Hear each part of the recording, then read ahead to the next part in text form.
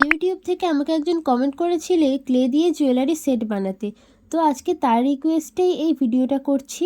যে এই clay jewellery সেটটা বানাতে বলেছিলে আজকের ভিডিওটা তার জন্য। তো তুমি যদি ভিডিওটা দেখে থাকো অবশ্যই কিন্তু কমেন্টে জানিও তোমার আজকের ভিডিওটা কেমন লাগলো।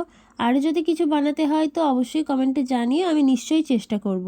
তো যাই হোক, এবার কাজের কথায় আসি।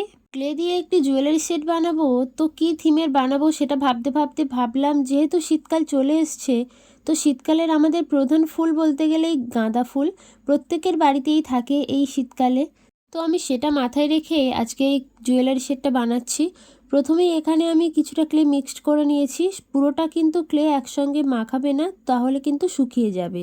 পরবর্তীকালে কাজ করতে ভীষণ সমস্যা হবে। তার জন্য অল্প অল্প করে ক্লে মাখাতে হবে। তো আমি এখানে মাখিয়ে নিয়েছি আর এখানে ছোট্ট ছোট্ট পাপড়ি করে নিয়েছি। এবার প্রত্যেকটা পাপড়ি আঠার সাহায্যে বসিয়ে দিয়েছি এক এক করে, আর সুন্দর একটা ফুলের মতো শেপ হয়ে গেল। তো এইভাবেই আমি গলার হারটা বানিয়ে নিয়েছি আর এখানে দুটো ছোট ছোট কানেরও বানিয়ে নিয়েছি। এবার জুয়েলারি সেটটা ভালোভাবে শুকিয়ে গেলে এটাতে কালার করে নেব। তো কালারটা রেখেছি লাল আর হলুদের মধ্যে। এবার চকারের দড়িটা অ্যাটাচ করে দিচ্ছি। এই যে ব্যাক সাইডে আঠা দিয়ে ভালোভাবে ক্লে দিয়ে লাগিয়ে নিলাম। তো এই যে আমার কাজ রেডি। আর শেষে ভার্নিশ কিন্তু অবশ্যই অ্যাপ্লাই করতে হবে, তবেই রঙটা টেকসই হবে আর একটু চকচকে হবে।